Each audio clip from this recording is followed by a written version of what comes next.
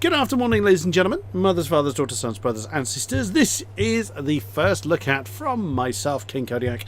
The Ferrari pack has been released for Project Cars 2, so let's give this a go. And just like last time, I have my faithful companion, Mr. Hamish Sopwiths, with me. Hello to you, sir. Hello. Well, this is a pack we have been talking about for a number of months now. In fact, this is a pack I think most people were anticipating and interested in upon the announcement of Project Cars and how they were going to release the DLC. So this is quite exciting for both me and Kodiak, and hopefully for you guys watching as well. Now, 2 tracks, 8 cars have been released. The Pista de Fiorano is one of them, and I wholeheartedly apologise if I'm not pronouncing that correctly at all. And Mugello. Now, Mugello has 2 layouts, GP and short, and Fiorano only has 1. You can only run Ferraris at Fiorano. You cannot run any other car. The game doesn't let you, as you can clearly see, or I can, and Hamish will when he comes to have a look. So we're going to do 4 cars at Fiorano and the other 4 at Mugello. Why not? Just to cover all bases. So I'm going to start at the top. I'm going to start with the Ferrari 250 GT Berlinetta. Oh, sorry. Yeah, sounds like a good. That was my. I tried to log into my NVIDIA account, but it sounds like a good idea, Kodiak. The server is up when you are ready. Now, this one and the one next to it, the 250 Testarossa, are in the same category. The Vintage Touring GTC. Oh, there's some interesting colours actually with the Berlinetta. Oh, not so sure about that. That makes it looks like a Mercedes, so that's almost sacrilege. That's quite funky. Right, I'm sorry, Kodiak. I'm now. You now have my full attention. I'm afraid. Right, so Ferrano. I've never raced Ferrano on any racing game ever. I am as blind as you are, then. So, I will use the same cars as you. Oh gosh, yeah, it does look like a Merc. I imagine you were talking about that silver one. Well, there's 2. Yes, but... well, there's I think there's a few silver ones. There's lots what of red colour ones. are you going for? I've gone for yellow or giallo. Okay, well, 60. Let me go for a Rosso Corsa colour. Rosso. Rosso number 6. Why not? Yeah. I put some bots in. Why not? Okay. What can go wrong? Well, I know. Yeah, we said that. Like we said, we've said that many times. But at least we haven't got damage on, and I haven't messed about with the weather. There's really no point. What do we know about Fiorano? Well, it's a Ferrari test track. That's all we know about Fiorano. That is, Martin Brundle did a thing around here a few years ago. Oh, he did, didn't he? Remember that? He did. With Kimi Räikkönen. Yeah. In fact, Martin Brundle came here quite a lot, considering he's never been a Ferrari driver. He did. He's done a few things. Oh no! Wow! Look at the inside of this thing. Oh wow, that's proper classic. Wow, that's a lot of wheel spin. Whoops. There we go. Oh, that's a lot of wiggling going on up front. Oh. Now, what do we know about the car? Probably the most valuable car in the world. Chris Evans owns one. Nick Mason from Pink Floyd, the legendary band. Oh my god, that's going in hot! That didn't go well. Was that you? Yeah. So if you... Oops. Oh no, that was so bad. It's a good job this isn't a professional challenge. It's a good thing that they don't cost much. It's ironic you were talking about the cost of these cars, like bang. Yeah. I don't know, 20-something million quid. Right. Anyway, I mean, any of you who might have seen some of Kodiak's videos know I am quite into my music, and I love Pink Floyd. And Nick Mason, the drummer, owns one of these. He is an absolute car nut. He loves Formula 1 and he loves his cars. I think his car collection is about 40 Kodiak. Wow. He's got an awful lot of them. This is glorious. I'm really enjoying this. It slides really effortlessly. And it's not only that, it's quite controlled, to be honest. You just have to be a little bit cautious on the brakes. Yes. And perhaps if there's hairpins, perhaps... Oh, no. Okay, this is interesting. You want to go to the left. Oh, why did... Oh, that's odd. sort of two routes. Yeah, right? I just saw that on the map.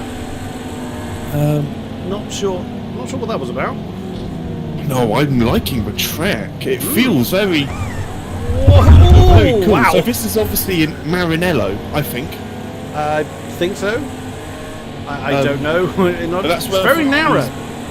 It is very narrow, yeah. But then it was never, there's only 2 grid slots actually painted on the road. It's not meant to be raced on. No, this definitely is not well, it is a racetrack, but it's not a racetrack in the sense. It's more of a handling track. Yes. Much like much like Leipzig, Portugal. Yes. But I'm not entirely sure what Ferrari, it sounds stupid to say, what Ferrari use it for.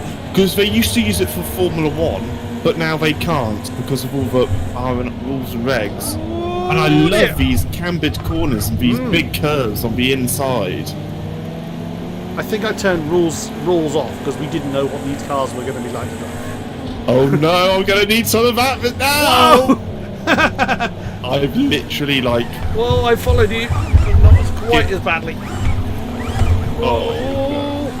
I've skipped the track in a major way, so... You were actually listed as first for a brief while whilst you were lawn mowing. Well, I knew I had to get back onto that side, otherwise... Wow. Yes. Oh, you'll see there's you saying it slides easily. It does, but exactly as you say, it's really controllable. And this weird little 2-lane bit is quite odd. It is a little bit strange. I'm just wondering if maybe for different types of car you can use more speed and go onto the outside, like a kind of a... I don't know. Yeah, maybe. Oh! Oh! In trying to avoid you, I just got murdered by AI. I think that might have been me that killed you. No, it wasn't. I was just behind you. In fact, pretty much side by side. Oh, the noise of this. I say that about pretty much every Ferrari, though. So. Yes, I know. This does sound... But it's all open, sort of, 4 exhausts or something at the back. It does make it sound beautiful. Oh, come back. I mean, I must admit, out of the 2 tracks we could have had, I would have been happy with either Mugello or Ferrano. I didn't expect to see both. I must admit. In fact, I didn't expect to see Ferrano. Although it was a Ferrari pack, I know. I just don't... It's too cool to be in a racing game. If you know what I mean. I mean, for ages and ages, Kodiak, I don't know if you noticed, across you in racing games in general, never were able to get Ferraris in racing games at all. They used to be quite somewhat of a luxury, I think. At least the ones I played, which were more like Gran Turismo and stuff, so the big title racing games. You had a couple of the Ferrari's own branded racing games, which I think were called like the Ferrari Challenge game or something. And that was... Yes, I vaguely remember there being something called that. Someone in the comments I'm sure can correct us. And will. Yes. But in terms of like high-profile games, I like Gran Turismo and maybe Forza. I can't remember. I must. Whoa! I never played Forza, so I got too greedy on the power. Be in racing games, but recently they seem to be in quite a few now. I think they've had the same sort of thing with Porsche. Now Porsche never used to be in any racing games apart from Need for Speed or the EA. Yeah, because EA had the exclusivity deal. That was such a mistake. By Porsche. Well, it worked fine, I would imagine, early, but the deal was too long. Yes, I mean that it was fine up until we saw the big games, I know Gran Turismo 6 and Project Cars, the first one, and then you had things like iRacing who couldn't use it, and I mean R Factor there was mods, so you could sort of get around that issue, but yeah, that was unofficial content, so that was the always get out of jail free card. But now, for Porsches in this game, I couldn't imagine Project Cars without Porsche because they're such a big part of the game. Oh, yeah, I'm gonna cut the corner. I cut the track. Oh, Kodiak! Hello. This is a fun car to drive. It is actually. I'm doing quite a crap job of driving it. But, I must admit, I'm not exactly doing a sterling effort. But again, it takes a long time to slow this down, as you would expect. Yes. The steering wheel is huge. I know, it is gigantic. Are you using cockpit cam, Ben? I'm kind of flicking between that and the external one, just to kind of show it off, basically. The car I'm looking forward to is, now correct me if I'm wrong, Kodiak, you've driven more cars than me in this, or not necessarily more cars, but you've driven them more regularly than me. Mm-hmm. Ferrari, which we're going to get to, the 458 Speciale. Mm-hmm. That's it. That's the first open-top convertible road car in the game. Okay. I think is that no? The Zonda has that one. Oh, the Zonda has that as well. Okay. Oh well, that doesn't really matter. I was going to say, it looks so cool when I saw Yorkie doing a test with it the other day. It looks so cool having it in open top and stuff. Yeah, so I'm looking forward to it. Unsurprisingly, the game didn't give me the lap where I just jumped across the grass. Oh really? I didn't. I thought it would. How dare that as an interest in it. Now, something that caught me out earlier, that this won't make any sense to you because, of course, you can't see what's on my screen, but for my recording, where my speedo is positioned in the bottom right-hand corner, there's a black dot, basically, behind where my gear, where the gear number is on the speed? Yes. There's a black dot right behind it. I thought that was like a speck of dust on my monitor, so I start scratching it, and of course, it's a car detail. Oh my god, that's brilliant. What's your best lap out of interest? Can we not talk about that? It's a 33.5. Mine's a 38, so... Oh wow, okay, that is... okay. My potential's the 34, but... Potential's a 32, I must have... Oh, that's not very good. Well, you must be able to improve on a 38. I mean, I must admit, I thought I was being horrendous. I'm kind of more enjoying being sideways in this thing. It's so much fun. Oh, it is a lot of fun. I mean, I'm down by a couple of seconds already. Yeah, and hashtag don't care. Oh my god. Whoops, that track where just after the figure of 8 cross section, I don't know if you know where I mean, Kodiak, you'll know when you cross it on the map. You've got that right-hander. It's so different. It is. By the sounds of it, you're out there now. Oh yeah, I've wandered off there again, yeah. That is such a... I must admit, I am disappointed they didn't do an open wheel car. We did talk about that, didn't we? We did wonder whether they were going to put I don't know, Niki Lauda's 312 T2 in there. But I would imagine like Assetto Corsa's got that, so there may be an exclusivity there or something. Oh, that's all. Yes, you might be right. I mean, something which I think would have rounded the game off quite nicely would be something like what the F1 game has, where they have an F 2004, whatever it is, the F04.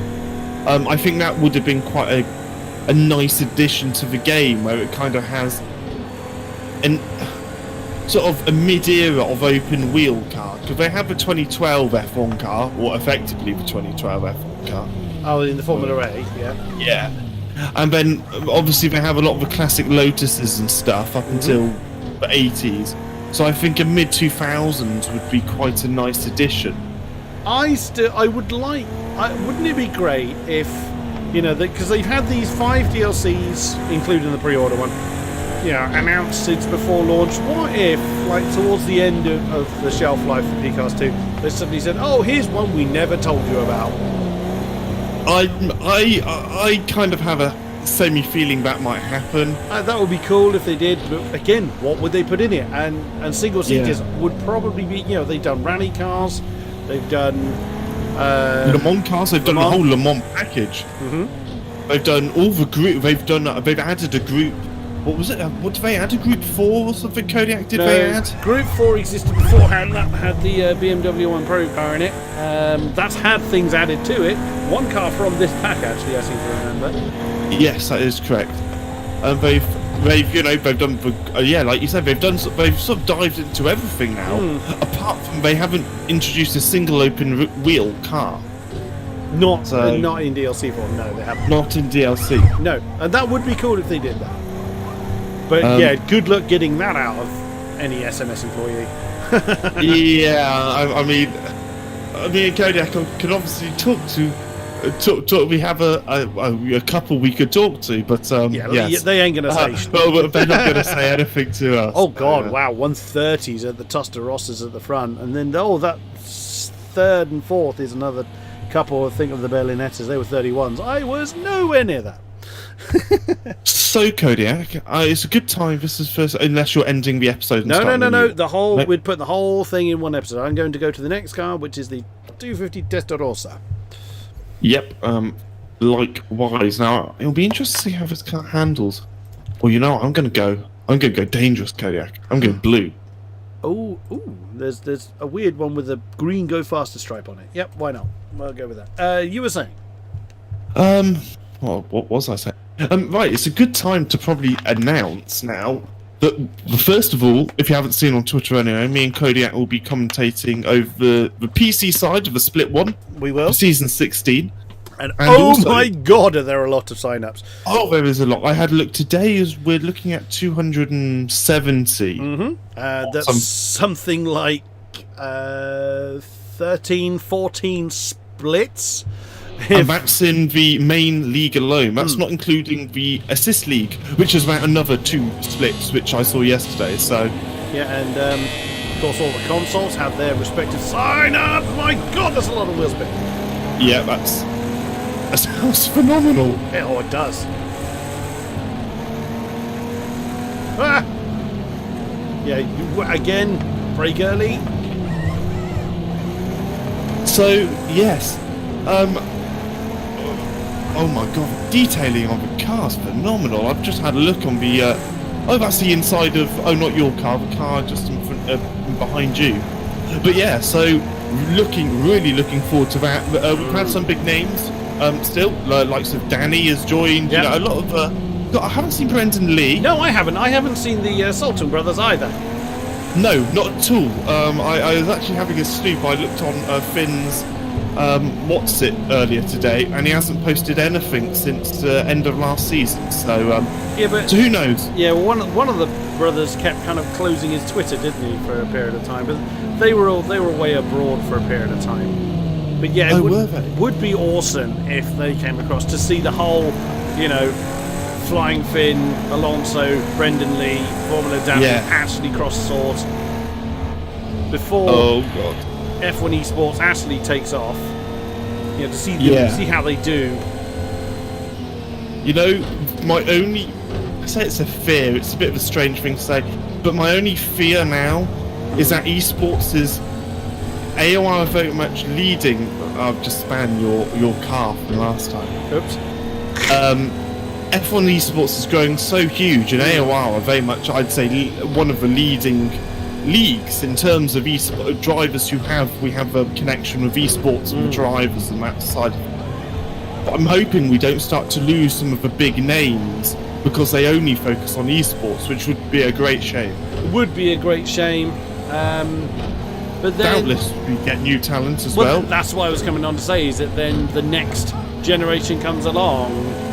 But you've also got to bear in mind that the esports guys, esports is not all year round, but there are competitions that happen that's all around the year, but their respective teams will want exposure no matter which league or for whom they're spacing in. So, and also all of these guys are very, very young. Yes, Brendan's under 20 years old. Pretty much all of them. Well, yes, a lot of them are a lot younger. I'd say younger than me, Kodiak, but I'm only 21, and unfortunately, we won't disclose Kodiak, but he was born in 1960, so it just works it out. Excuse me. 1858. I've said it before. Oh, well, I am sorry. I was trying to be nice. That's very uncharacteristic of you. Well, yeah. Funnily enough, you talk about my age. Oh no. No. I just did a 1:31.8 in this car. Oh, nice. Wow. That's a lot quicker than last time. Yeah. I think I've just kind of adjusted to how this car kind of glides around. Oh, I've set a 32.0, so I think these cars are a touch quicker. Yeah, today, or time of recording, an interview I did with another. I think he's known in AOR circles. It's certainly how I know his name. I'm not entirely sure how to pronounce his actual username. Something like Choke Master or TCHOUK Master. I don't know how to quite pronounce it. He started a series recently. Oops, I've been clunked. Called Behind the Visor. And Heard of that. And he did an episode with a driver, Danny M7, I believe it was, M7 or M17. I wholeheartedly apologise for getting that wrong. I honestly can't remember off the top of my head. And I sort of said, because they mentioned the sort of stuff they talked about, and I just in a throwaway tweet said, I've got a few things I could add about those topics. And he contacted me and said, would you like to be in the next episode? I said, sure. So he actually did the record. We did the recording about a week ago, but he was away. Okay.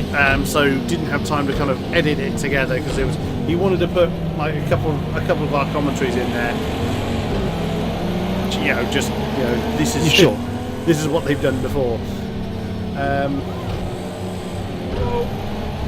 So he asked me for 3 examples. I gave him Brazil, end of season 15, Sochi of 14.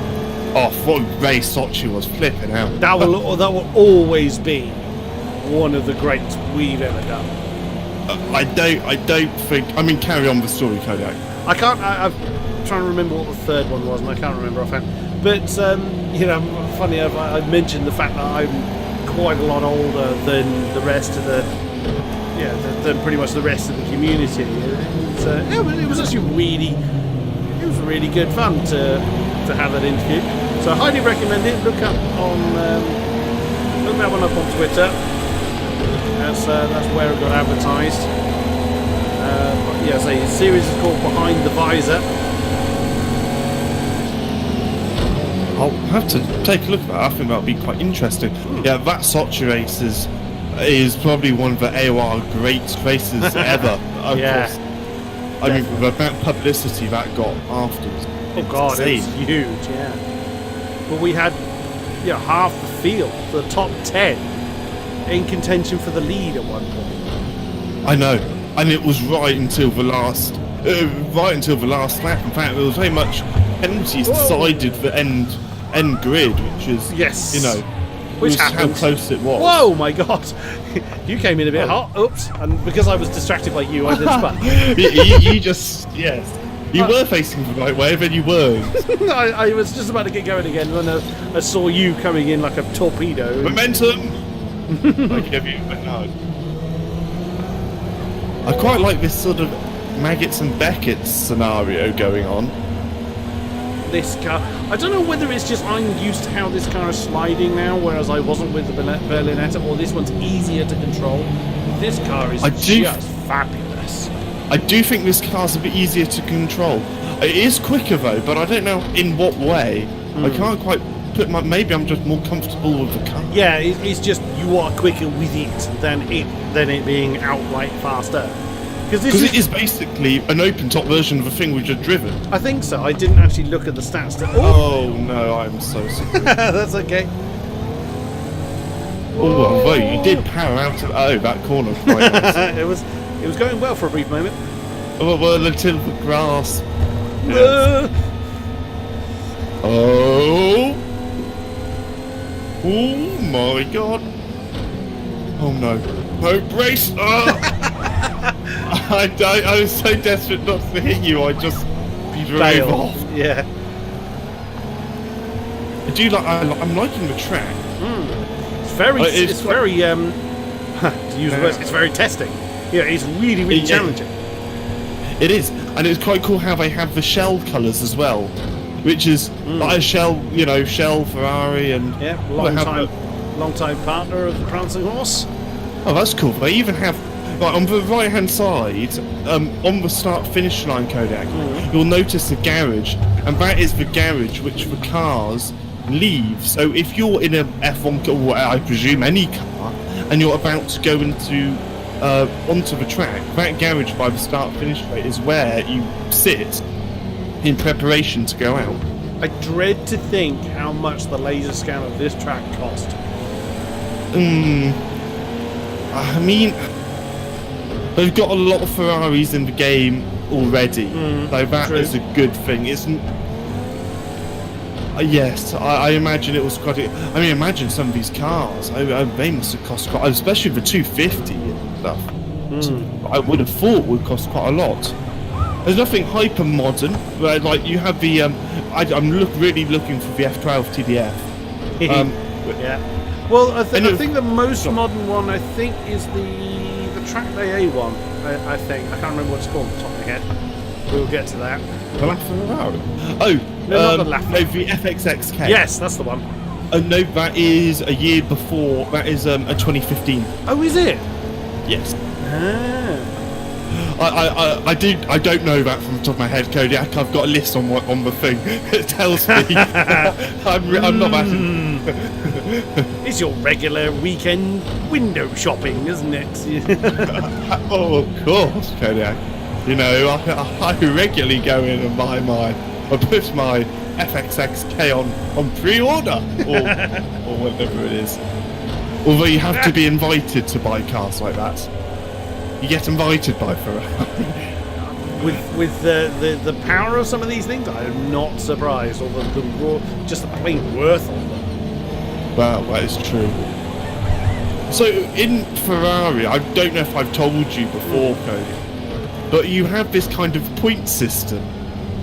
So basically, you have, I don't know, it sounds silly saying it, everyday Ferraris, which is like your 430, your 458. I think reasonably anyone can buy those cars, obviously if you have the money. And then you have all their special ones. So the F12 TDF, which is on this, because you have the standard F12, which is what I would call a more everyday Ferrari. And then the TDF is their special edition version, which is the Ferrari gone up, basically. Whoops. That didn't go well. But you have a point system, so every time you buy a new Ferrari... Is it for the car, not the person buying it? No, it's for the person buying it. Oh, okay. So, let's just say me or you have... and 20 years ago, you have 20 million quid or something, and you build up a collection of Ferraris and things like that. You end up getting points for your... I don't know what the points are per car, but the more money you spend, the more points you get, or the more valuable the car becomes, the more points you get. And the less cars you sell, Ferraris you sell, so the more Ferraris you own at one time, the more points you collect as well. I see. And so, basically, it's in order to buy something like an F12 TDF, a 458 Speciale, an FXXK, a LaFerrari, or whatever it is, you have to be invited by Ferrari, which is why the likes of people like JK and stuff own Ferraris. It's because they've collected enough points to be able to be invited to buy one. Yeah. So you can, in theory, buy... Oh, that looks... like a LaFerrari from eBay Motors or something, if someone happens to sell it. But Ferrari aren't very happy if you do that. So if you do that, that means you won't be able to buy any more Ferrari. I see, or very at least special edition ones. Special edition ones, and especially not new from their showroom. Are you ready to go? I am ready, indeed. So that's quite interesting way in how Ferrari works with their special edition cars. But you got to think that a company such as Ferrari, the prestige of building up that reputation with someone like Ferrari. If you build up prestige with someone like Lada, you know, it doesn't really have the same feel about it, does it? I nearly said Fiat then, but of course Fiat own Ferraris, which so that wouldn't have worked. I do know what you mean. Oh, noise! Oh, that sounds nice. Oh wow! Oh! Good start, sir.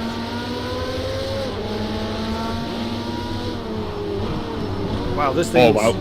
The brakes are a bit better.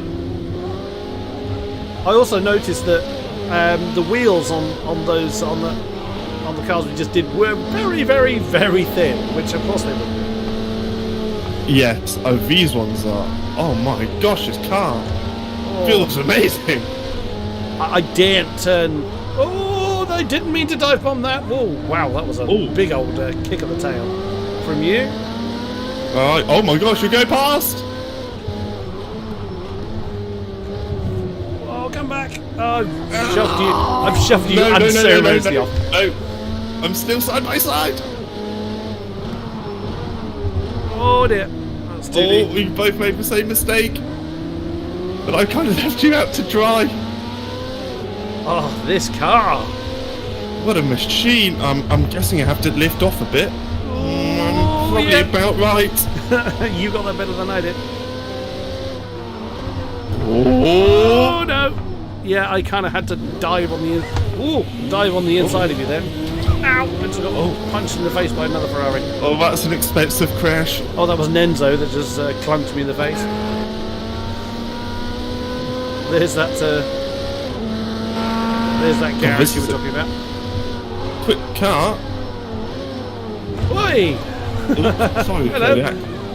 I'm not sure if I broke way too late, or if you were perhaps a bit early, or maybe somewhere. Bit of column A, bit of column B there, I think.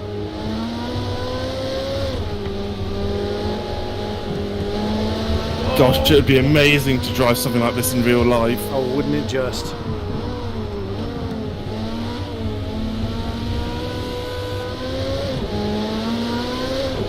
And then explain to, Lord Ferrari or whichever of the Ferrari sons is in charge of the company why you've just put their X million pound car into the wall. That won't be the most exciting conversation. Would sour the day somewhat. You know what I found out today, Kodiak, which I had no idea? You know, Stefano Domenicali, the ex-team principal of Ferrari, for those of you who don't know, he is now the CEO and chief executive officer of Lamborghini, which I had no idea. Oh, no, I didn't know that. So that's quite interesting. So he is the highest rank in Lamborghini you can possibly get. Talk about defection. So yes, the reason, well, I suppose it's the same kind of, he is part of Ferrari. I was listening to an interview at Formula One. I'm doing this series called Beyond the Grid. Beyond the Grid. Yeah, I have seen that. Well, I haven't watched it, but I've seen the existence. They're really interesting. So some of the interviews are actually. It's recommended if you're into Formula One. Actually, I think I listened to the Martin Brundle one, if it's the series I'm thinking of. Oh, I haven't listened to Martin Brundle. Well, as a commentator, I was quite. Oh no, I love Martin Brundle. He is one of he's Murray Walker level, I'd say, in my opinion. Because I know you're quite a fan of David Croft. I am. I have a man crush on David Croft. I'm not afraid to admit it. No, I think he's great. I think he gets a lot of stick for not a very good reason from some people. Yeah, which I'm not really entirely sure why. Because he was going to be painful. Ow. Oops. So it's okay. It'll buff out. I've always thought he comes across pretty well on the TV. I've always liked, Crofty. He's made mistakes, sure, but they all have. Yeah, absolutely.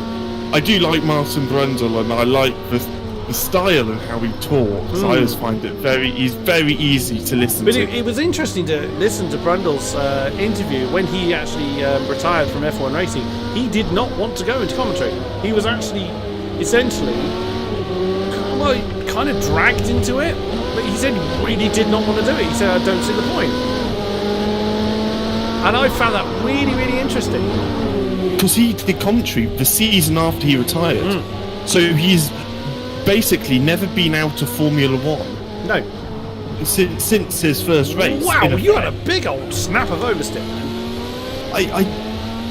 I did. I think I got a wheel onto the grass Kodiak, and I kind of used the other car as a bit of purchase.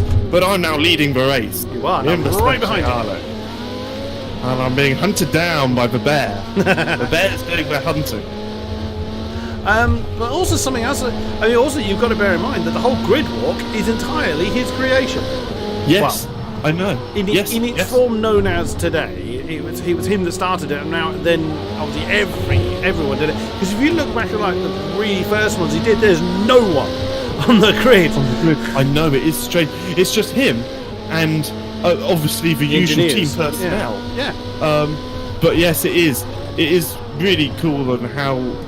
And I think he has a lot of respect from the drivers as well, well, which very much is so, obviously a good quality. I mean, I'm sure that other presenters also have a lot of respect. Like maybe when Nico Rosberg goes on, he has quite a lot of respect, being a current driver. But your average commentator, unless you are an ex-racing driver, I will never get as much respect as Brundle does on the grid. No, I fully agree. And this is something I've had to. Not so much had to explain to new commentators, but it is a point I've made, is that it can be a very, very thankless job. Yes. Because no one really tunes in for the commentators. No, I mean, me and Kodiak are very lucky. We get a lot of support from the drivers. And of course you guys as well, when no, I'm going to have to let you pass. No, but it's not like... well, no, I know, but I was sort of... It was a sensible decision, Kodiak. I'm the new me. Oh, hang on, it's the new me. But yes, I mean, people tune in very much to see the drivers. I mean, me and Kodiak just try and make it more interesting, or anyone really, just try and make it more interesting for you guys to listen to. So it's not just a screen of cars going around. But it's one of these weird things that, you know, in the commentary box where if you weren't there, it would be dull as paint. Yeah, it would be. I couldn't watch. I mean, I struggle to watch Formula One in different languages. Nothing against commentary in other languages, but I struggle to watch it. You can't engage with it. Because yes, but you know, and there's certain commentators you engage with more. Like I engage more with the Sky commentators than I do with the BBC. What it used to be the BBC. It's mainly the Brundle Crofty, Brundle Coulthard combination that used to be so popular. That was a great combination. Oh, with Brundle and Coulthard. Yeah, that was brilliant. I mean, he's still on Channel 4 now. Yeah. But I don't really watch Channel 4 unless I absolutely have to. Oh, it's too deep. No, I didn't. No, I just turned in. Wait, that's not good. So I tried to catch up. We've got 2 laps to go. 2 laps to go. This is such a... I'm so enjoying... All of these Ferraris are... Well, I say all of them. We've only done 3 of them so far. For some ones we've done so good, so much fun. They have a great balance. I'm going to be interested to see how this Group 4 handles, because I don't tend to get on with the Group 4s. You and me both. So I'm... Yes, looking forward to it. I'm also looking forward to the F12 TDF and the FXXK. I'm hoping they're going to feel like proper race cars. Indeed. Because obviously the F12 is one of Ferrari's front-engined cars rather than rear-engine. Okay. Which is like the California, the 599. They're basically all the same. Well, not all the same car, obviously, but yeah, because same sort of thing. That's what the TDF reminds me of, is the California. Yes, it is basically. It's an evolution of that Kodiak. So I think it was the 599, the California, the F12, and then now they have something called a GT4 Lucio. Right. I think they're all basically the same car with different names. Well, obviously Right, yeah. there's a big evolution between each one, you know, but Final lap. there's more, I'm sure. I haven't got all the ones in, but the ones I know of anyway. I remember as a kid, I used to love Ferrari. I mean, I still, in some ways, do nowhere near as much. I used to know everything about their road cars, and they were always the coolest ever. You were a proper fanboy then. I really was, but nowadays, not so much. It was mainly when Alonso was more, you know, was driving for them really, which, because I'm an Alonso fan, so, you know, and obviously, and Schumacher as well, and that was the whole sort of, for me, that was Ferrari. Oh, well, for many people as well. Yes, we're gonna get P2 if nothing else. You've really gelled with this track, I think, Kodiak. Certainly with this car. It's a great car, and it's a great track for the car as well. It's weird, in some ways you can kind of tell the cars have been designed around this track. Oh, that was beautiful. Wow. I'm just gonna get a drink. Yes, yes, you carry on. Oh. That sounds just as glorious from the outside as it does from the inside. Woo!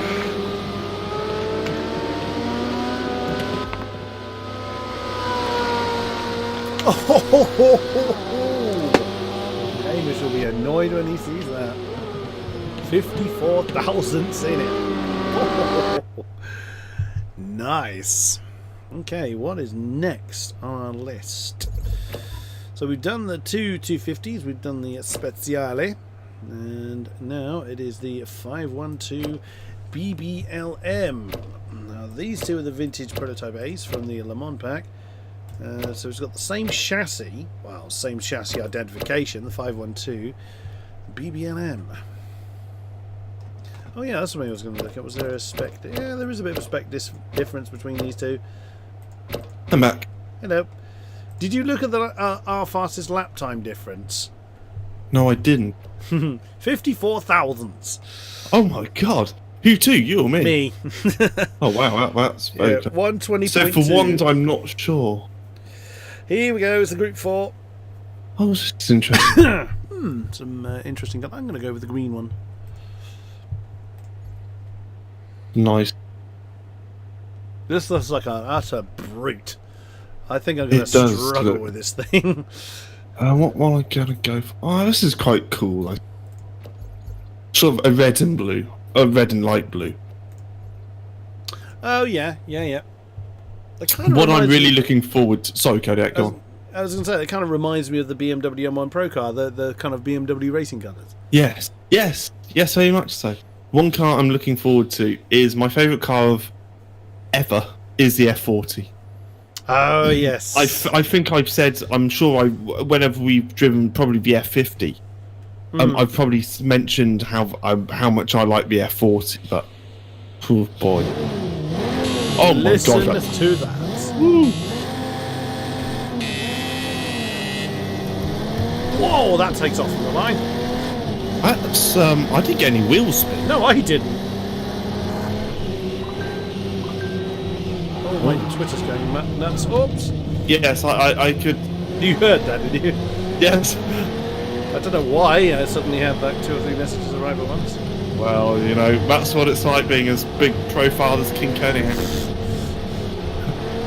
Why doesn't this work? How many followers have you got on Twitter? I couldn't tell you, honestly. It's not something I check. I mean, mine's not very high. It's like, I think it's between 1 and 200. I can't remember what it is. Do you use your Twitter a great deal?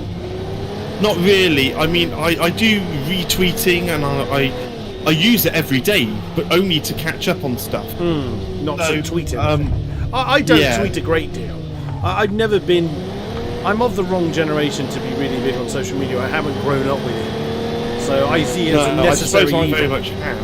I don't really use social media much in general. I mean, I don't really use Facebook either. No, I I use don't. Facebook more for talking to people.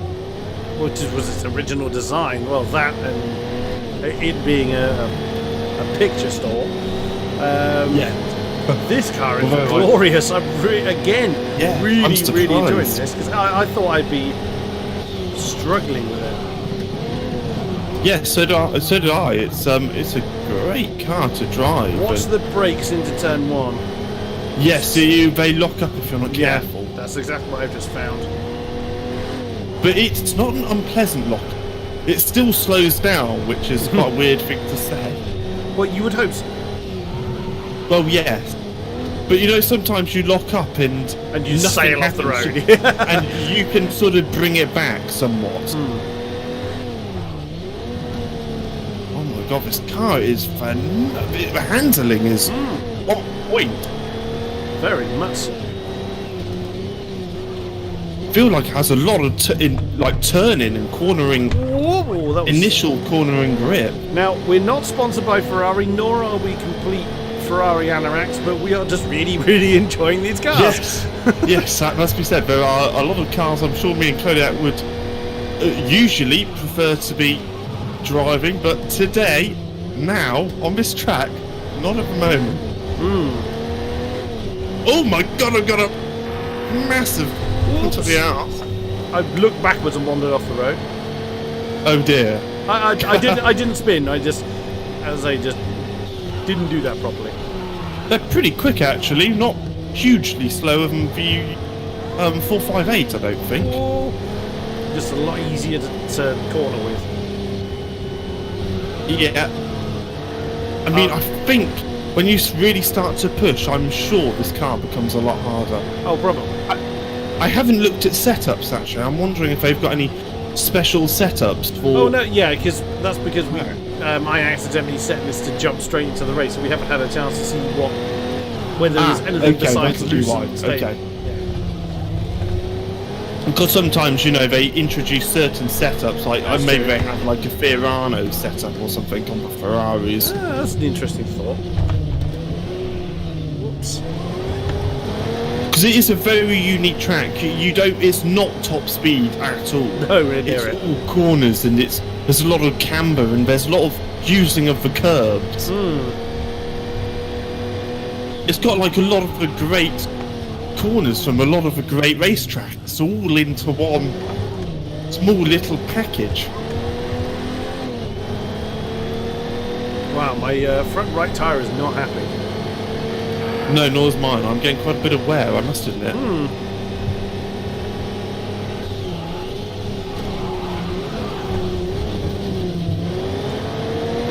This will make you laugh whilst trying to kind of test what the next Project Car series is going to be, which I'm purposely not named for the sake of recording because we haven't done it yet. I was with Andrex and we were testing an episode and we had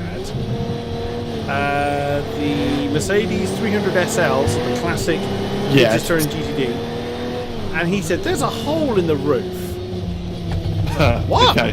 And what I did, and we were at Monza in the dark, in the wet, and what I did, I switched to the external camera and panned around it. And what it is an air vent. It's a backwards facing air vent. And of course, by the time I've done that, I've wandered off at Curva Grande. Yes.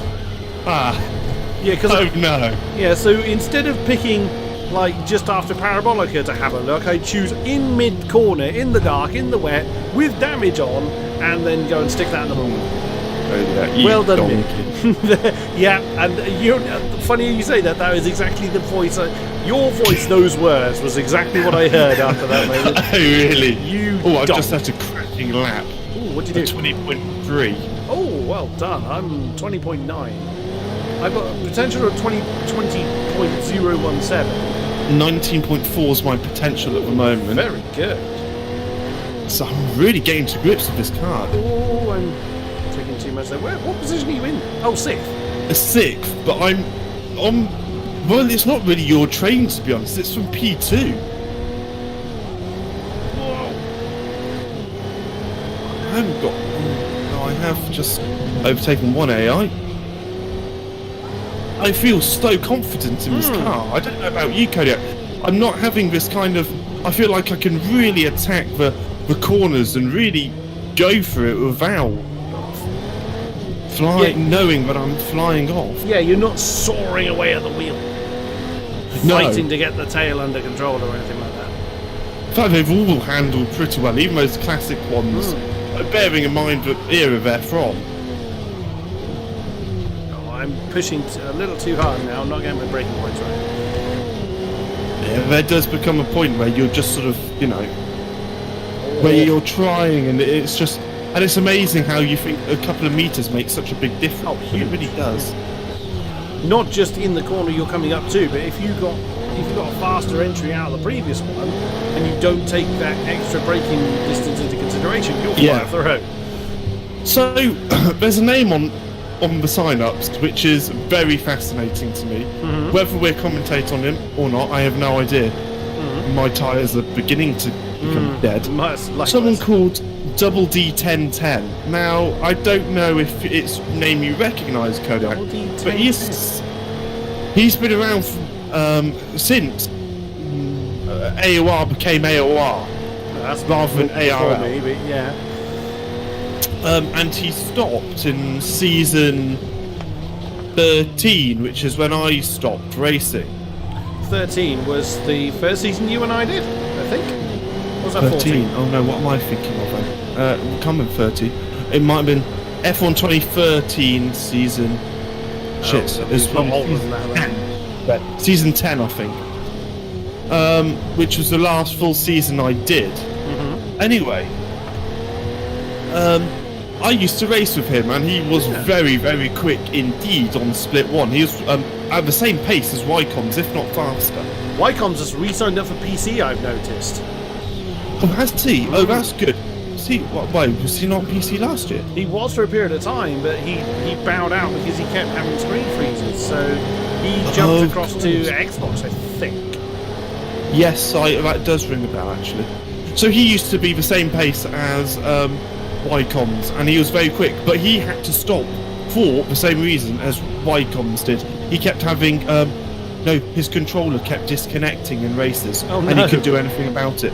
But he was championship winning level against the likes of me and Marco and the Fat First guys and Alec Gillen. So that'll be fascinating if he can, if he can do something.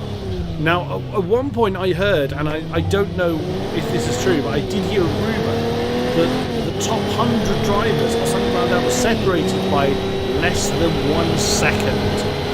Oh, wow. And I've seen, because of course I'm a moderator in AOR. I mean, that's mainly for kind of visibility of the commentary. I don't do a lot of the actual moderator stuff. Sure. I'm wandering off the road. And because I've been keeping an eye on the coordinator chat for leading up to, and they're all they're basically dreading doing the placements for this season because it's because of the volume, but also the top. Well, they're talking about the top. I imagine it's probably true all the way down. It's so tight. It is. I mean, I remember looking at a lot of the results and stuff from last season, and split 1 down to 4, they're all in the same pace. Wow. So, for example, around Australia or whatever it is, I mean, anyone has access to this. So have a look at qualifying time. The split 4 guys will qualify for the split 1 grid. Wow. Because the pace was just that close. And I mean, that alone is 80 drivers. Codemasters now releases a special version of F1 2018 AOR edition with 100 people in the same zone. Yes, that'll be fun. Hey? Watch him die. We haven't got a dedicated service yet, though, have we? I don't think so. No, that's a shame. That would be cool. That's the next stage, really, for online. I'm looking forward to, apparently the safety car and formation map is coming back. Obviously, it needs testing. So, I came P3 in that one, but they were great fun. They were so good. So I'm looking forward to the to that. You know, I do miss that formation lap. It's a nice break for me and you to get into. It's a great way of kind of hyping up the crowd. So, fastest lap. Wow, 20.3. Nice. Wow, you weren't far behind at all. Yeah, it's 20.7. I was quite pleased with that. Oh, wow. Great. Okay. Really good fun race. I don't know about you, but the AI, it's quite hard to judge. They didn't seem horrendous. No, they didn't, actually. Because this is, apart from obviously the Ferrari update, this is also a side update as well. Say again? Because as well as a Ferrari update, the DLC, this is also a side update as well. This is also a main game update. Yes, indeed.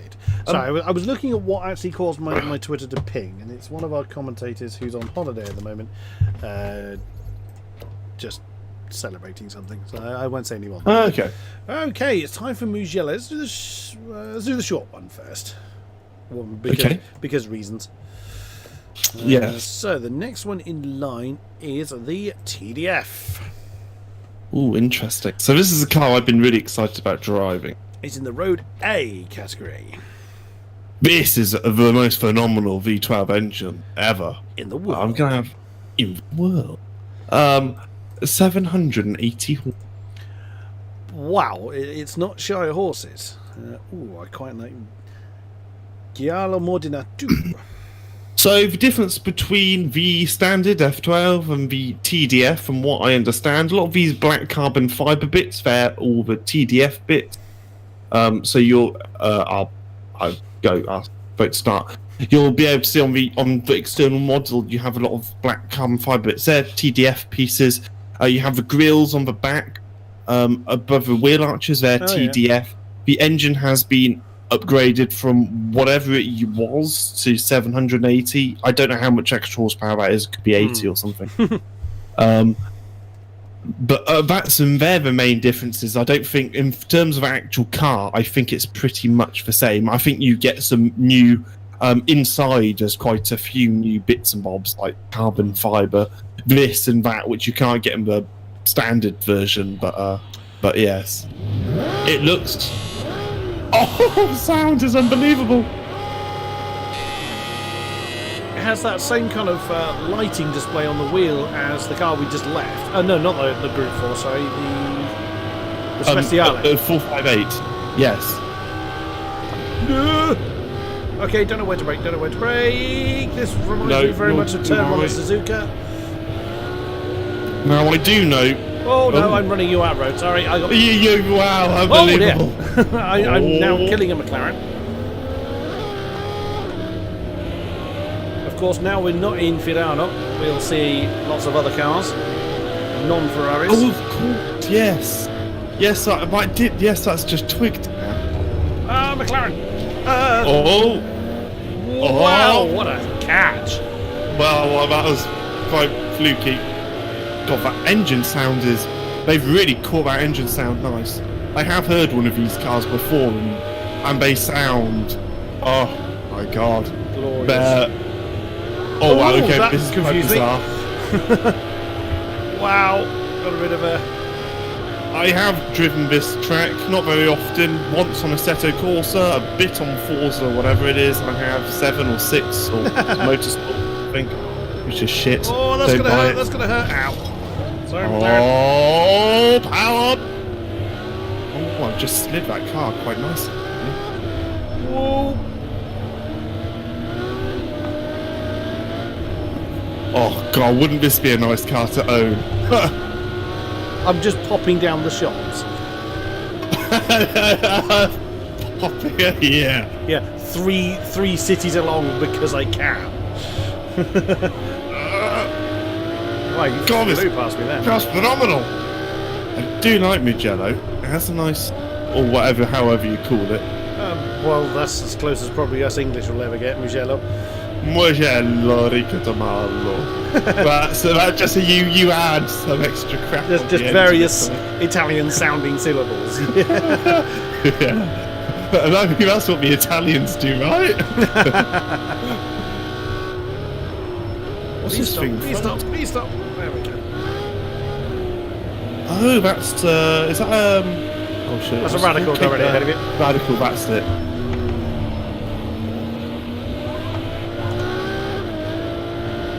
And I can't tell. Oops, that's wandering off the road. I can't tell what that is already ahead of me is. That is a.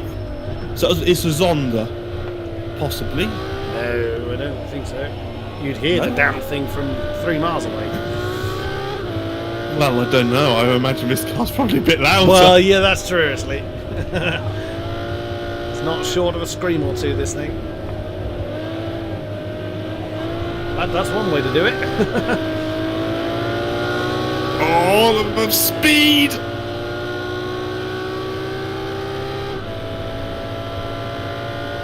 God, I must admit, I'm enjoying this car, and the track has got a great flow to it as well. They do such a good job on tracks, though, don't they?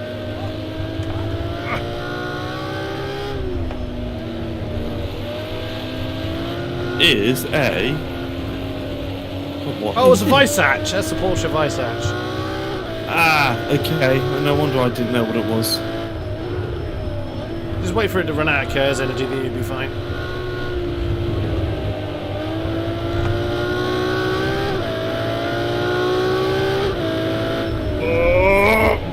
Oh, what a move!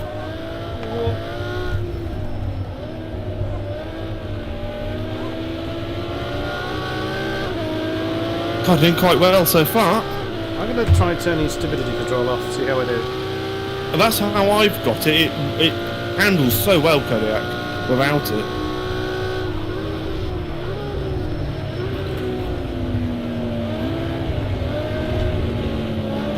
Yeah, radical. Yeah, the radical's quite slow on the straight, or at least it was. Well, unless I got a very good exit, which I think is unlikely.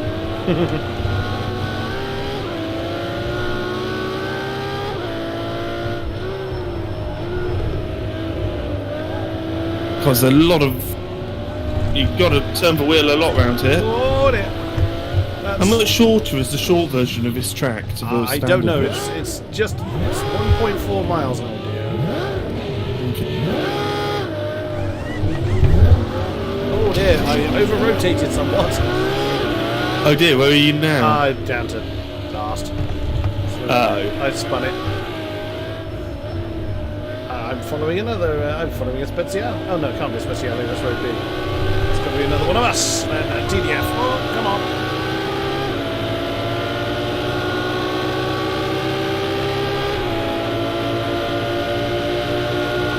I never tire of that noise.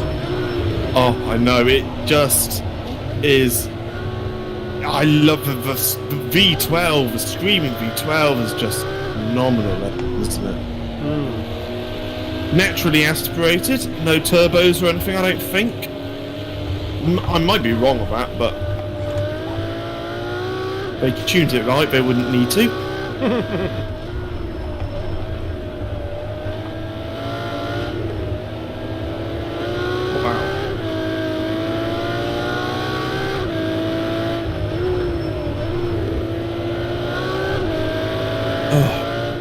I've got a shot at winning this, you know. I'm P3 at 4 even. Represent. Oh no! Oh no! I'm semi-spin. I spun. Too many beans on the final turn. How are you finding it without stability? Yeah, I'm going to put it back on. Oh, really? Oh.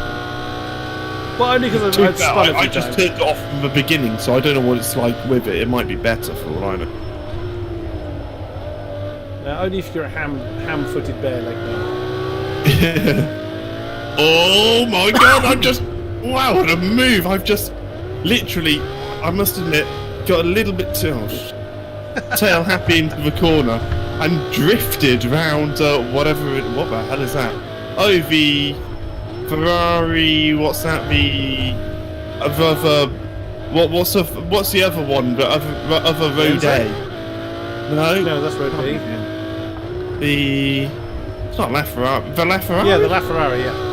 Yes, I just overtook that. God, that took a long time. That took the whole straight for me to work out. I know I was side by side with it. I was looking at it as well. Yeah, I'm struggling with this car. I must admit, I'm finding it quite easy. Not easy. It's more challenging. But I'm not struggling. I'm definitely not struggling with it. I'm liking the way it corners, actually. That's quite loose. Are you finding it's a bit too loose, Kodiak? Yeah, I've never been a fan of going loose. Oh no! And that's probably what is actually happening, is that because we're jumping straight in, I've forgotten to change that server setting. These are automatically on loose. That's always the default. Unless it's on crazy like OEM, but yes, but I doubt it. Yeah, you'd never realistically race an OEM. What is OEM? What does that even mean? Original equipment manufacturer. It's basically, as soon as it comes out of the showroom, as soon as you've bought it, the road legal version, that's what it is. I've spun it again. So that one's quite good for drifting then. I have no idea. Supposedly. Well, Maybe. I mean, like the tyre pressures are much higher. The suspension's probably a lot softer. Much higher travel. Things like that. Whereas normally you would put everything down. You would hunker everything down to the ground. Come on, got 1 minute to get first place, and it's a 1 minute. Oh, hang on. Are we gonna get enough laps? Are we gonna get another lap? Or not? I don't know. Oh, I've spanned him. He spanned me. It's a disaster. Stewards. No, never.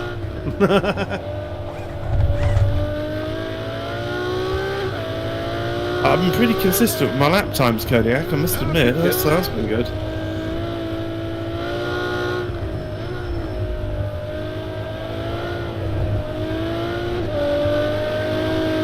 This is a great track. Again, it's very narrow, isn't it? I think. In places it is, yeah. And then that's quite a weird sort of start-finish. How it connects to the start-finish as well. That is a very weird.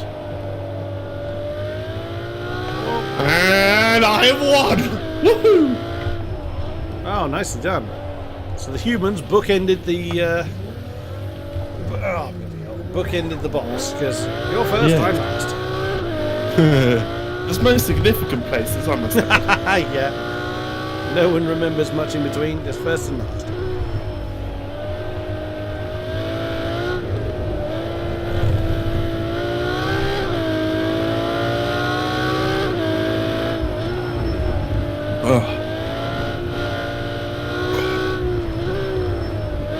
Well, that was a great race. What's the next car, Cody? I don't know off the top of my head. Might be your beloved F40. Oh, that is. And now I think I'm gonna be disappointed because it's gonna pound like a dog. 57.5 years. I did a 58.2, but only once. Oh, that's pretty good. Oh, that's definitely top of the pack. Yeah, no one was anywhere near you. That car was truly tuned for you. I did really well in the Group 4, the 512 BBE. Yes. I mean, I think I got to grips with that car quicker than you were able to, I think, on that particular occasion. Yeah, absolutely. Because I wanted to turn the what's called waitful race ready input. That's where you can change your setup. Oh, can we have more? Oh, we can. We can actually have more opponents. You can only have 20 cars at Firano. We can actually have the full grid here at Museo. Yes. Well, I mean, like you said, it's only really meant for 2. Yeah. Oh no, it's the 355 challenge. Okay. Which is a one car make. The 355 challenge. That's from 2001 in that. Yes, I know sod all about this thing. I've heard of a 355. Weird looking colours on this. That one. That is very weird colour schemes. Oh, okay. I'm going. go for Jamaica. Yeah. Italian car, Jamaican flag. Why not? I mean, that's a natural choice, isn't it? It's hand in hand. I know of Ferrari 355, which I don't think was a particularly good look. Yeah, this car looks a bit strange. Oh well, we'll find out how it is. 59-second lap. 59.8, which is slower than the one we've just done. But only just. Yeah, just loose and stable for this thing. It's quite short, isn't it? It's not a very long car. Is that just me? Again, nice noise. Yeah. Not much wheel spin, I must admit. It wasn't at all. Oh wow, okay, this feels quite good so far actually. I'm just carving through the field, right in the centre. In comparison to what we've just driven, it does feel quite a bit slower. Yes. Yeah, which it would do. Oh wow, that handles that corner pretty well. Oops. Oh wow, okay, this car handles really well. I clipped the back of You'll probably experience handling once you stop spinning. You know. Well, no, not that. It's not sort of, you know, I think you've got you're in close proximity to the other cars, Kodiak. So you've won 2 races so far, and I've won 1 race. Woohoo, dear! That didn't go well. Oh, okay. The only is it? Have you put? Oh, it's a single car class, isn't it? Yes. What class is this then? It's his own class, the F355 series. Oh, I see. Okay. So they haven't created like a new class. No. Well, that would be the ultimate giveaway, wouldn't it? If they're releasing a new DLC, if they suddenly created a new class. Oh, please stop! Oops. Killed someone. Well, I must admit, I'm liking this car. It handles so well. Yeah, I'm much more comfortable with this car. And actually, the braking with the ABS, I'm surprised how well the ABS works. Wandered off the road. It's 2001. Wander off the road and spun. Oh dear. Where are you now? 23rd. Well, that was my own fault. I got onto the grass and floored it. It seems like Firano is more your sort of... Maybe you should become a Ferrari test driver. Yes, because I'm built for that. Oh, well, you never know.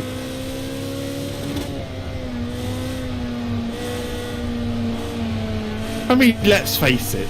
90% of the world's population aren't 5'2" and stick thin. True. So you're probably a more realistic representation of people. I admire your optimism. They're going to give you a call tomorrow, Kodiak. So you That's know. it. You know, stay by the phone. Oh, darling, sorry, I'm off to Off to Italy. Yeah. I'll let you know when I get to Milan.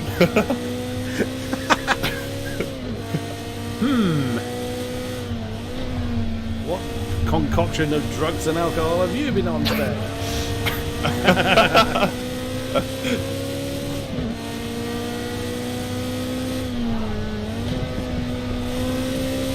It's a nice noise, not quite as nice as some of the other cars, I must admit.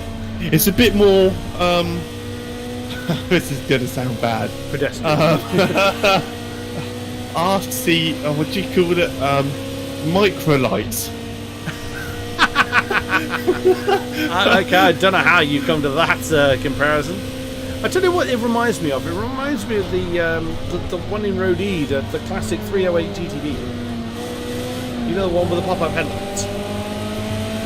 Oh, I haven't driven the car enough, to be honest. God, I tell you what, this leader is really... He's quick, actually. Well, I'm not pulling away from the field either. I'm just sort of stuck behind him. I'm starting to get into a bit of a groove, I think. Oh, come on, got a good exit, yes! Woohoo! Jamaica for the win, baby! These really are the Jamaican colours, I'm sure. Yeah, it did look like it, yeah. Oh, the inside looks boring. There's no sat nav. No heated seats. No. Fast as that? Well, 103.2. 103? 1017 I just done. Oh, good for you. Nice one. That is good. It's What position are you in? 21st now, as I kind of fell to almost last. But yeah, I think I'm starting to really get into the groove of this car. Well, clearly. Wow, that's a lot quicker than me.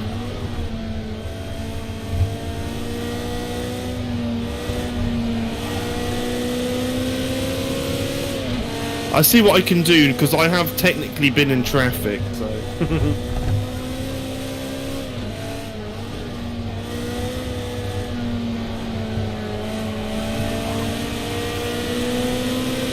But my potential is only a 102, so.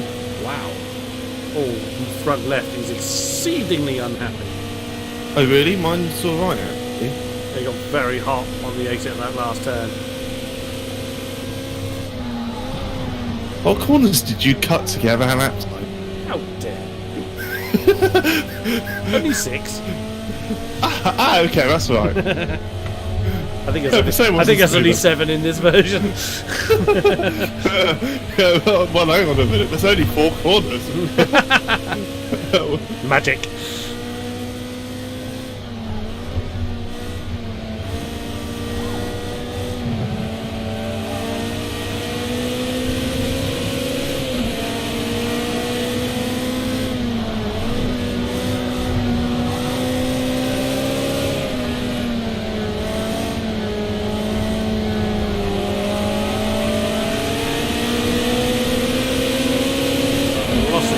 Second, just because I caught traffic at the wrong moment there. Yeah, it is. It is difficult this track for overtaking. It's only really that main straight where you've got a really good chance of an overtake.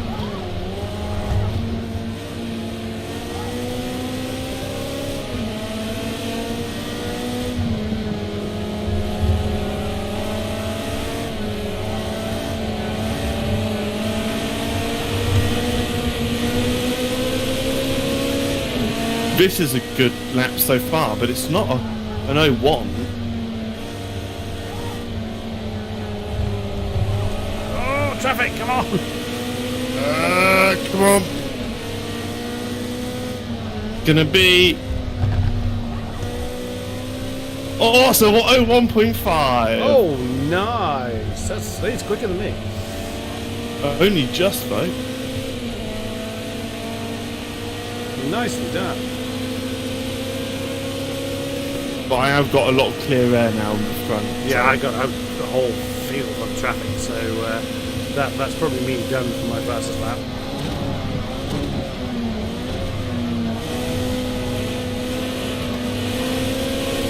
I'm really liking this car. Yeah, actually. this It's is so well great. balanced. I could do a racing series in this car, I think.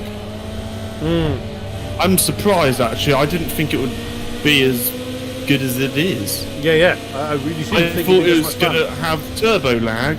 I thought the brakes were going to be rubbish, and I thought it wouldn't handle very well. It's the opposite of all. That. Yes, of all of those.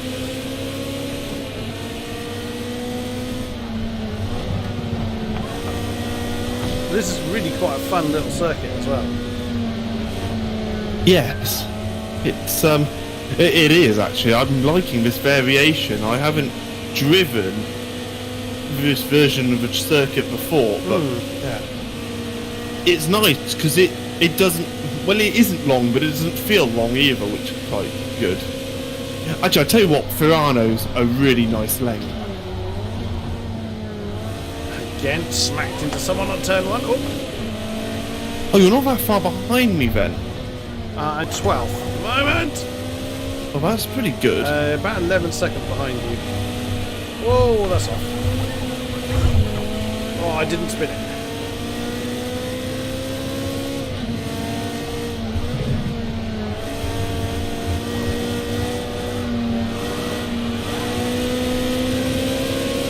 Oh, I'm going to go faster by about 1,000th, maybe. No. 48 thousandths off. Right, last lap. That was terrible. Oh, dear. Did a 360 on that last turn. Oh. Yeah, no, I almost bottled it big time in the first corner.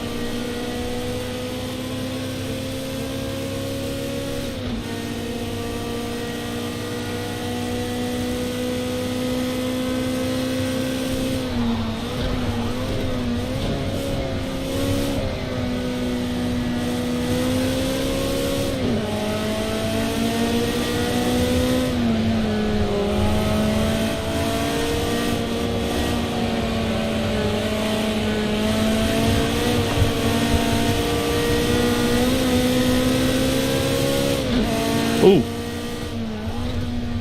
Oh yes, another win. So it looks like Mugello is my track and Firano is your track. So together, Kodiak, we've got it sorted.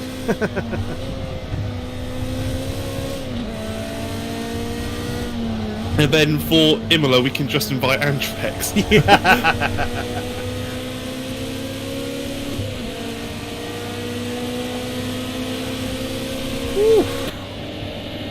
That was a great car. Thoroughly enjoyed that. Isn't it surprising how in the UK we only really have one mega historic track? Maybe two if you include... You've sort of got Brands Hatch, Donington and Silverstone. But Silverstone is very much the standout out of all those, I would say. Maybe I'm wrong. And Silverstone's not in its original configuration. No. But in Italy... You've got Mugello, which is perhaps for less of big tracks, but Imola is very well renowned. Ferrano is everyone's heard of Ferrano. Then you have Monza, which is quite interesting how they have all these massive tracks within a fairly small area of each other. I think that all these tracks are all within the central region of Italy. Could be. I mean, you really want to be picky, Imola is in San Marino, but that's a principality. That's a principality of Italy. If you really yes, you are. Yes, no, you are true. Yes, I did forget that. But that's a principality of Italy, so it depends how much you want to split hairs there. It's the turn of the F40. F40. Very boring colours. So I'm going to go. Well, I go for red. It is technically a road car. You're going to go red. Yes. I'll go yellow. The yellow version of this car is more valuable than the red version. Is it? Do you know really? that? It is, because now I watch a YouTuber who does a lot of car stuff, which is where I get most of my car knowledge from. Okay. But a 2-minute lap time, apparently. We're on the full version of Mugello this time. The F40, there's only like 4 cars produced in yellow. Oh, right. Okay. Most of them were produced in red. Which is why the yellow version is actually more valuable than the red version. Yes. So if you didn't know that, you do now. You do now. I guess I'd go... Would I go... like over stable? This one? I imagine it doesn't have OBS. ABS, I think. Yeah, that's it. I would imagine it doesn't have OBS. Let's give me 100 litres of fuel. Oh my god. It clearly thinks I need extra weight. Oh my god, have you seen how quickly it burnt it off the line though? Oh, okay. It's exceedingly thirsty then. It is gallons per mile. Yeah. Gallons per metre. Wow, brake early. Oh, it's a little bit... Oh, the steering wheel is sort of working. Whoa, okay. You can hear the turbo. Or whatever that noise that is. I think it's the turbo. Yeah, you can hear the dump valve going off, certainly from the inside. I think. Wow! Oh. Now, I think this car was designed as like a race car for the road. Oh, hang on, I was going the wrong way. I got a bit confused. Now, the real Mugello. I think MotoGP race around here, don't they? I believe so, yes. Oh yeah, right. I don't know if you know anything about MotoGP. I certainly don't. But there was some pillock in Moto 2. Oh, he grabbed the front brake of somebody else. Yes, that's been all over Twitter. And he was rightfully sacked. Oh, good. Good, What? yeah. What the hell was he doing? Who, even in their wrong mind, that is bizarre. 140 miles an hour or something like that, between 120 and 140 miles an hour. And he grabbed the front brake. Even if it was at 30 miles an hour, the fact that he think do that it. was... Yeah. I know. I can't believe that. Have you seen the video of it happening? Yes. Absolutely nuts. I mean, how on earth that was... I just don't know how you would even consider doing that. I know. That's sort of madness. But this is the same person that in Moto 3 apparently... Oh, I braked way too late. In Moto 3 actually kicks another bike whilst going along. He actually boots him. What a fruitcake. And this guy had a contract for next year. That's gone. And he's been sacked immediately from. He was sacked the same day from his team. Well, right decision, really. Yeah. Oh, totally. I mean, because they're calling for him to be permanently banned, and I'm not surprised. I mean, the only thing I can say, it is a shame when you see drivers or whatever lose their riders, obviously in this case, lose their careers and stuff. Everyone I think deserves a second chance, but Christ, you've got to be really, he has to go through some. I don't know how you even, go forward. How the hell do you tackle that? Anger management or something? Yeah, I mean, you know what Sebastian did on Lewis in Baku. I mean, that was relatively nothing compared to what this guy did. They were under the safety cars. The only reason that Vettel didn't get a more harsh penalty for that. Yes. Can you imagine if he did that, whilst racing? Yeah, I know, that would be absolutely nuts. Oh dear. I managed to hold it. I'm currently fighting at the front with a pair of Caterhams and a Camaro. Yeah, I'm trying to close in, but I'm just really haven't got the pace. Actually, this car's better than I thought it would be. Okay. It's not too difficult to drive actually, which is nice. But I'm not getting the feeling I want. I'm not getting the bite which I was getting from some of the other cars into the corner. Yeah, I mean this is a much older car than the ones we've just done. Yes, that's true. It takes a long time to slow this car down. Yes, it does. That is very true. Although we are going a little bit faster than we were in the other one, I think. In the 355? The 355, yeah. I mean, obviously the F12 has got massive ceramic brakes, so you'd hope that would slow down fairly quickly. And it did. Unless it broke, yeah. Oh, but I value your Grosjean, and you always complain about the brakes, regardless of if they're good or not. Must have been Ericsson. Oh, well, it probably was in that case.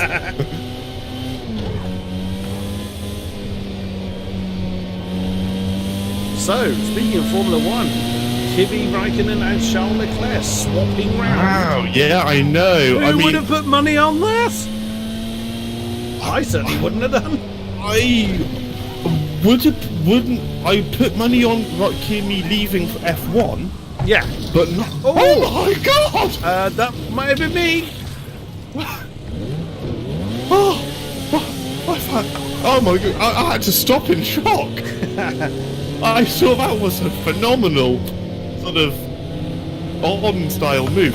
But yes, I'm very pleased with Ferrari. Did you know it is Ferrari's youngest driver since 1961 in one of their cars? Oh wow! That's how long it is. So I'm pleased they're giving him a chance, Charles Leclerc. Is he possibly a bit inexperienced? Is it too early to put him in Ferrari? I guess we'll find out. Inexperienced, yes, but like with Max Verstappen, it doesn't seem to be as much of a thing than it used to be. Maybe. It doesn't fit. I must admit, it doesn't fit Ferrari's profile of normal. Leclerc? Yeah, as in how they normally go about their signing drivers. Maybe. He's quick. I think it's interesting. Oh dear! What happened there, Kodiak? I hit the brakes myself. Oh, Wow! I like that. That was nice. It was all for show. Oh no! I clouted you then. Sorry. No, that was my fault. I hit the brakes whilst I was on the rumble strip. That's what happened. Oh, I see. Oh, I said to someone at work. Oh my god, hang on. I just need to not. I was saying to someone at work that it's interesting. Had Jules Bianchi have lived, he would probably be in the Ferrari already. I would agree with that. Wholeheartedly agree with that. And rightfully so, on merit, I think. Yeah. So it's interesting that, Leclerc is in there. There's similarities in Bianchi and Charles Leclerc. They were both in the slowest team, and they've both been massively outperforming their teammates. They both got points in a team that shouldn't have had points. So there are some similarities in that. Both of them very young. Both French. Yeah, it's true. So there's quite a lot of similarities between them. But it'll be interesting. I think only time will tell, basically. Raikkonen to Sauber. Yeah, Max Sauber's improving. Well, I mean, he's backed by Alfa Romeo, so maybe they're onto something for next season.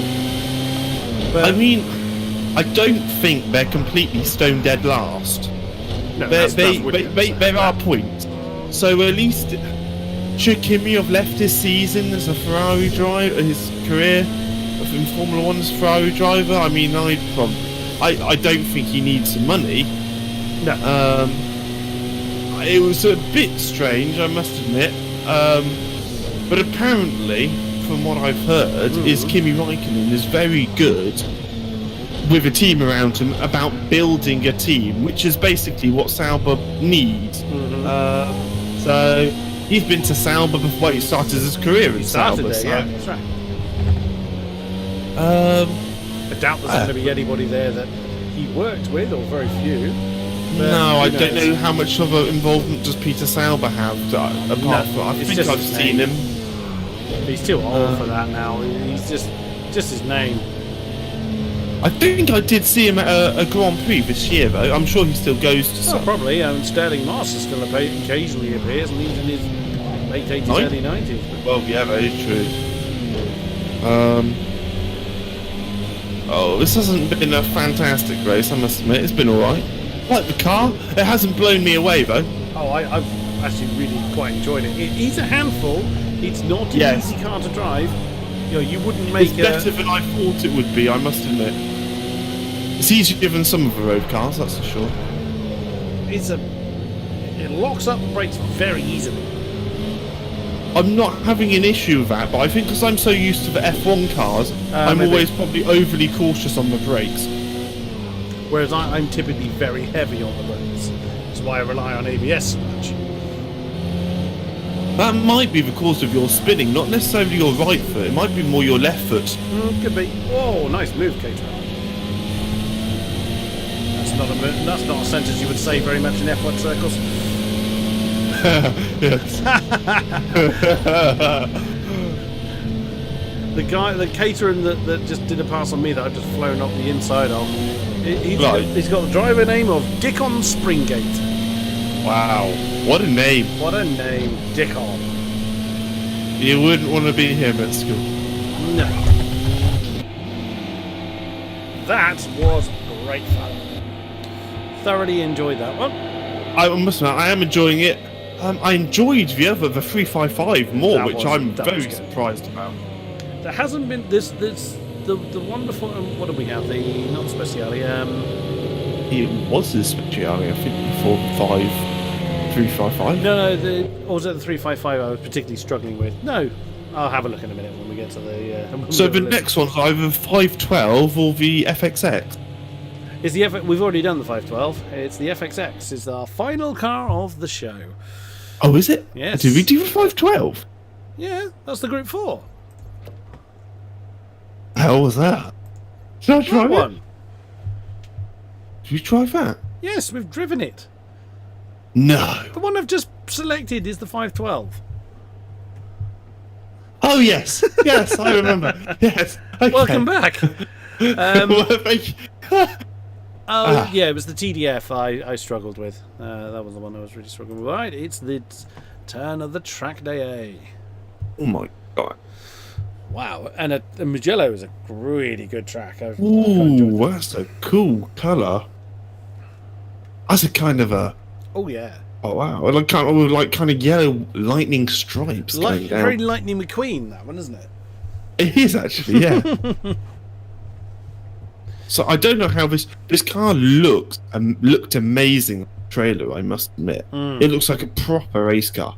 Oh, wow, 141. That's 20 seconds quicker than what we've. He's one of the big wigs in RSR, Revolutions in Racing, who I do a little bit of commentary for. Okay. He's a time trial god, apparently. Oh, is he? Has got loads of top records. So it doesn't surprise me to see his name. So I'll go for a loose setup, so I know I have the assists if I need them. Oh, damn it, I read it up on some of those. Never mind, too late now. Oh, wow.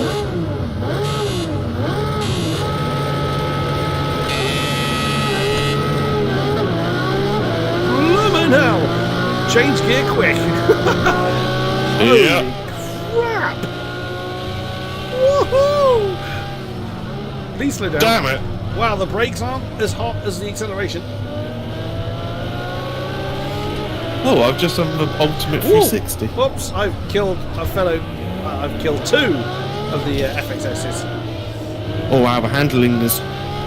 It's like a GT car. It's on rails. Having a big old fight with this this fellow Ferrari here. The acceleration it's not a nice name to say, is it? FXX, no. Self-deploying curves, I see. Oh, is it self-deploying? I think so. Oh, okay. Well, I haven't hit my curves button, and a fair amount of it is used up. So that's very much like the Porsche Weissach.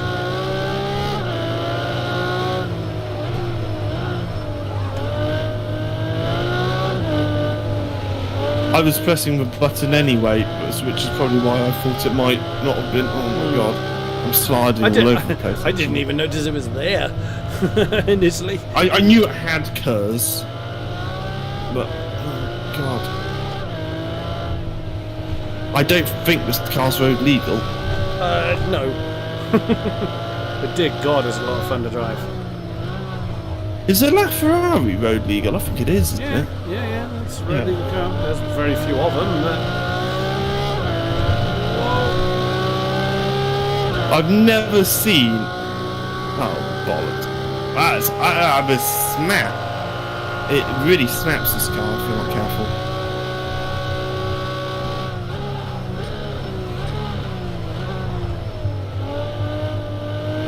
Wow, it burns through its curves. Whoops! I'm looking down at the display and just wandered miles off the road. Holy mother, that's 200, that is fast.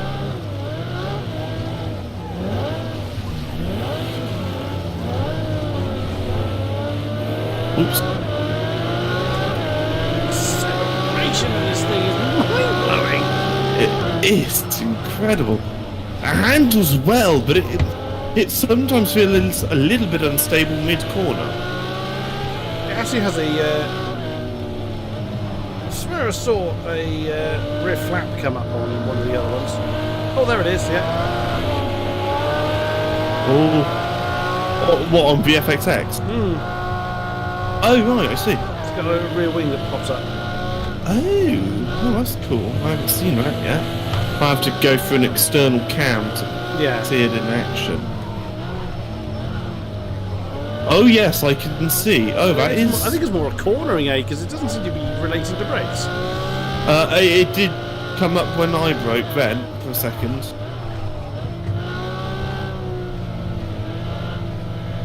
But it changes at different speeds. This is a lot of horses to keep under control. It is. Oh, actually, how much horsepower does this thing have? Do you see? I didn't look. I have a feeling it might be 1,050.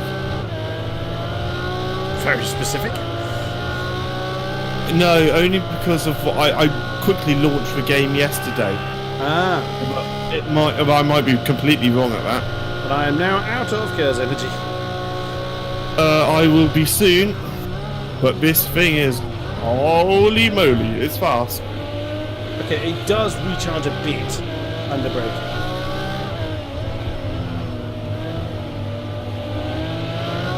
Doesn't recharge anywhere near enough, obviously, to fill up the battery again. No. So, realistically, you only have about 5 minutes of curves. Thereabouts. And then it just turns into a shopping cart. A very expensive shopping cart. Oh, yeah. So, this is what Grandma does her shopping in. She's got in about half an hour. Or attempts to get in. She finally gets in. Walking sticks as well. Yeah. Mobility scooter in the boots. She can't understand why her grandchildren constantly fight to do the shopping for her. Yeah. Get out of it, Vulcan. I just punched a Vulcan off the road. Oh dear, that's not very checkable, No, is it? I've just passed one Vulcan. One down, one to go. What position are you? P13. Okay. Oh no, P14. P15. Oh no. Oh, no. Oh no. Oh no, let's not talk about our position. Oh, come on. Oh, I've just spun a fellow Ferrari. How evil. What position are you in, Kodiak? Now fourth. Oh, nice. But I would have been disqualified for that one manoeuvre alone. Yeah, it was a little unsportsmanlike conduct. What level's it AI on? Do you know? 79. Okay. That seemed massively quick.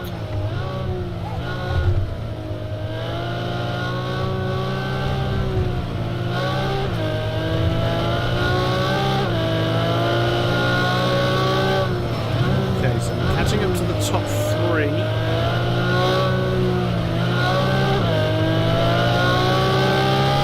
Yeah, this car loses a huge amount of power without Yes. curves in there.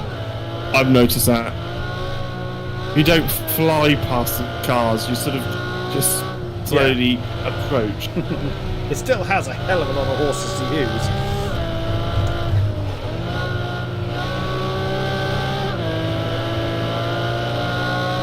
Every time I start making progress, I just spin. It is a good car, actually. It It is. handles pretty well, I must admit. My left tyres are very unhappy. Braking's good. It's a little bit loose on corner entry, I think. I am in a loose setup, so I could probably correct that, to be fair. I think I'm just trying to overdrive it now, though. Oh, my left tyres are very, very hot. Yes, likewise. My rear left is boiling.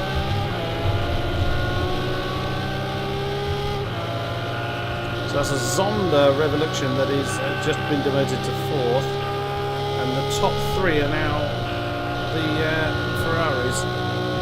Oh really? And I must have. This is a much faster car with cars around it. But only when it's got that KERS editor to use. To be fair, I'm noticing it's hugely fast around the corners, Kodiak. It has got very good cornering efficiency. That is absolutely true. Where it's let down a bit is braking efficiency. Yes. It's not horrible on the brakes, but No. it doesn't. But that's where you've got to kind of give more allowance than you possibly would think. Yeah.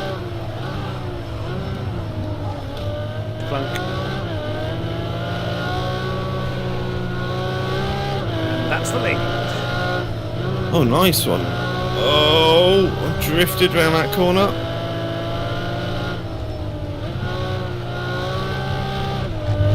Oh my god, I'm really struggling to keep the car under control right through the corners. Have you got stability on, Kodiak? Mm-hmm. I just wonder if I need to turn mine on. I'm not struggling, it's just I don't have the confidence to push through the corner because the back end just it snaps and it slowly slides out. It's very odd. Yeah, I've kept stability on this thing. Way too many horses for me. Yeah, but the left tyres get really, really hot.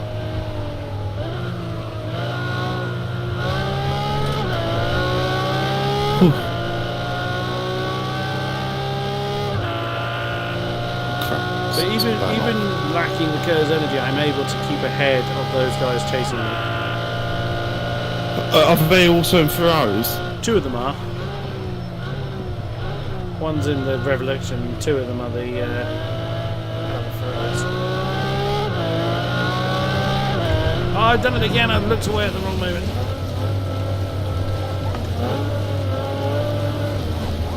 Oh, I tell you what, yeah, that cornering efficiency is a huge help, especially against the Zonda. Zonda, particularly, seems to struggle. Oh my god, wow, that braking went badly wrong. Like, badly wrong as in, it took me so long to slow down, Kodiak, I just hit the barrier at the beginning of the track. What do you think, what are your thoughts on the track? We haven't really touched on it. I quite like this. Yes, I do. It feels, the only thing I'd say, it feels a little bit, it's going to sound silly, a bit too industrial. What do you mean? It's got these huge, like, white walls round the outside, and I don't know. It just doesn't have some modern tracks have a semi-classic feel. Okay. This feels very kind of. It feels too purpose-built almost. Maybe it's a bit of a silly thing to say, but I do like. Yeah, I don't really follow you on that one. No, I don't like how it has these huge yellow, white walls around the outside of the track. I don't know if you've noticed that on certain parts of the track where there's mountains and stuff, you have these massive walls. They look like it's almost like a dam on the side of a track. I was more paying attention to try and keep my car on the road without wandering off completely of my own accord, which I did several times. But I do like the track. It's been designed so well, and I'm loving the elevation changes. Yeah. And definitely. all the colours all blend in really well. Whew, that thing was good fun. Actually, they all were good. The only one I struggled with, the one I struggled with the most was definitely the TDF. I think that was me more than the car. Struggle that. Yeah, I didn't struggle that particular one. But it's definitely this car and the F40 I struggled with more than you. Yeah, I think. Yeah, strange that, isn't it? Oh, I did a 49.0. I wasn't actually paying attention to the lap time there. So I wonder what I did actually. I think I 52.7. So again, right in the class. Yeah. So wow, you were. Oh gosh, faster than some of the people around me. Yes. So in the class, Oh, nice. Good job. 49.7. And that's it. That is the contents of the new Ferrari stuff. Actually, I definitely recommend it. £8 it's going on for at the moment. That's probably about €10, dollars. Something like that, yeah. Yeah, highly definitely recommended. Definitely recommended. Tracks are great. In fact, we like all the cars. They've all been designed really well. So yeah, definitely a recommendation. Yeah, completely. And that is it for this first look at in what is hopefully not the final DLC from Project Cars, but that is how it's touted as. So thank you very much. Like, subscribe, comment, all the good stuff, and we'll see you again soon. Bye bye.